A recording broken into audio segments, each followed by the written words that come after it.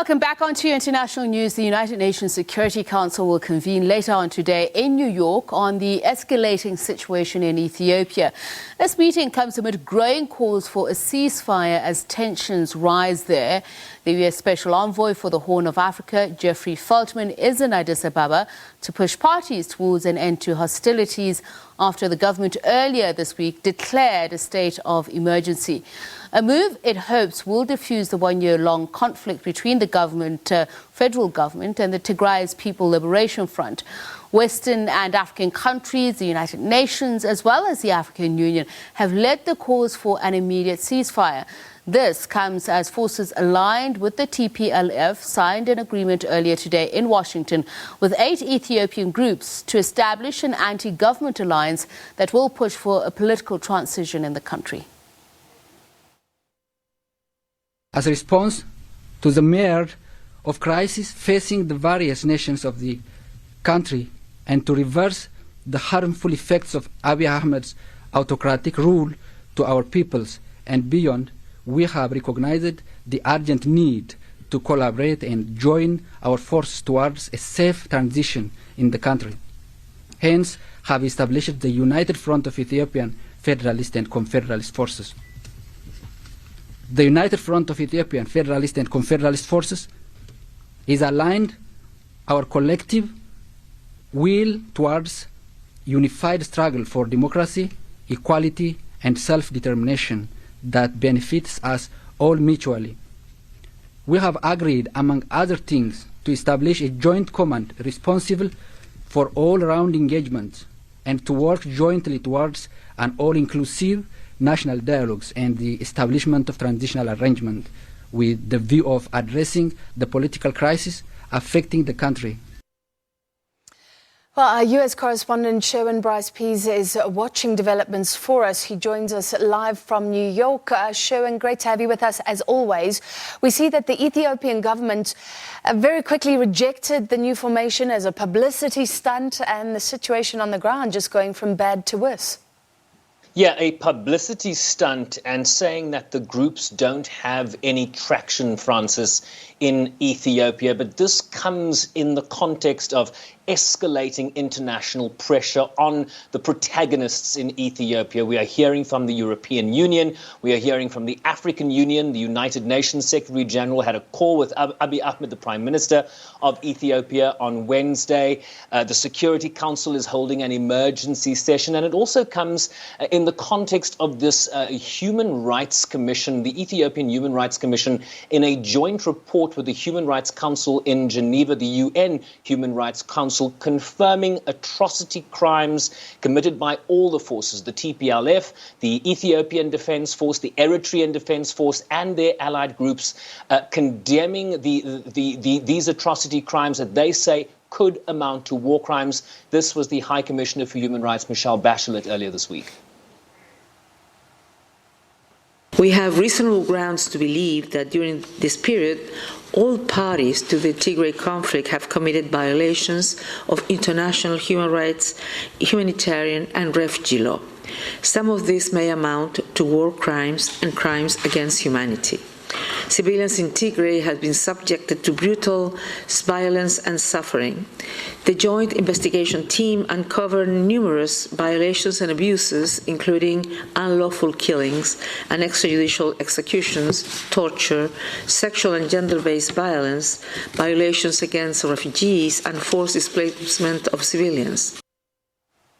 Francis, the United Nations Secretary General essentially calling for 3 things: unhindered humanitarian access, an immediate cessation of hostilities, and an inclusive political dialogue that must commence to move the country towards peace and stability. We're also seeing interventions from regional players. Uhuru Kenyatta, the president of Kenya, with a forceful statement earlier this week calling for the fighting to stop. Yoweri Museveni, the president of Uganda, calling for a meeting of the Intergovernmental Authority on Development known as IGAD, one of the East African groups, a meeting to discuss the conflict on November 16th. And just think for a moment, Francis, of the region we are operating in here. You're not hearing from the chair of IGAD, who's Abdallah Hamdok, the newly ousted Prime Minister of Sudan, a military coup there. So this is a very destabilized region. If you think about the neighborhood, you have countries like Somalia, Djibouti, South Sudan, where there's been a coup. So a lot of instability in this region, and the AU in Addis Ababa seemingly ineffective. We're not hearing enough from Olusegun Obasanjo, the AU envoy for the Horn of Africa, who is leading AU efforts in terms of finding a resolution to this conflict in Ethiopia. Sherwin, what about the United States? What's been done before? It established a sanctions framework in September, trying to put pressure on everybody to pull back. But that's done little to change things and move the needle closer to dialogue. Now there are threats that Ethiopia will be kicked out of the African Growth and Opportunity Act, failing a cessation of hostilities. What more can you tell us? Yeah, the United States essentially putting its finger on the scale here. Washington has now for months threatened sanctions. They created a sanctions framework, essentially a legal framework that would allow it to target individuals on both sides that they believe are fueling this conflict. They have not had any listings in terms of that framework, but they are warning through the U.S. Trade Representative Catherine Tai that they will remove Ethiopia along with Guinea and Mali for different reasons, but they will remove Ethiopia from the Africa Growth and Opportunity Act, which essentially allows Ethiopia to trade with the United States under duty-free conditions. In 2000, trade was around $28 million that Addis was sending in terms of their good count to the United States. That is now worth about $300 million. So this will have direct implications not just on the leadership of Ethiopia, but certainly on the people that have benefited from these duty-free agreements, this duty-free arrangement with the United States. But certainly the U.S. here seeking to use punitive measures that may go further than targeting just the people that are driving this conflict, Francis.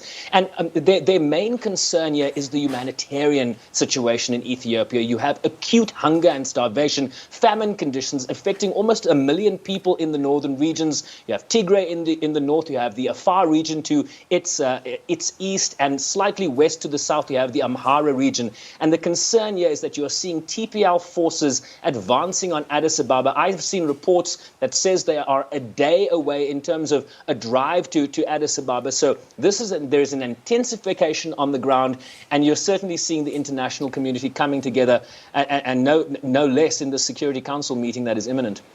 And so interesting that AGOA, that act is being used in South Africa. We took it very seriously when we were threatened with possibly being removed from that act. Then the council convening an emergency session now from 9 o'clock SA time.